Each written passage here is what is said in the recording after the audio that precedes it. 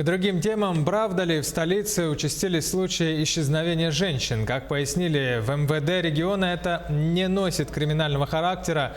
Местонахождение некоторых пропавших женщин уже установлено. Один из главных причин исчезновения – это злоупотребление алкоголем и конфликты с родственниками. Так, к примеру, 8 ноября в полицию поступило сообщение о пропаже 32-летней жительницы столицы. Она была обнаружена полицейскими у своих знакомых. Выяснилось, что женщина ранее неоднократно уходила из дома. Другая история. 19-летняя жительница столицы, которая 31 октября вышла из дома по улице Автодорожная, найдена оперативниками в тот же день.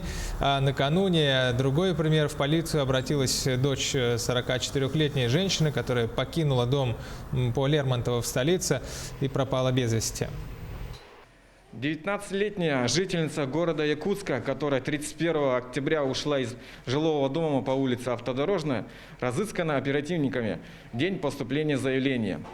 Дежурную часть также вчера в полицию обратилась дочь 44-летней женщины, которая вышла из дома по улице Лермонтова и пропала без вести. В настоящее время проводятся разыскные мероприятия по установлению ее местонахождения. Стоит отметить, что женщина ранее неоднократно самовольно уходила из дома.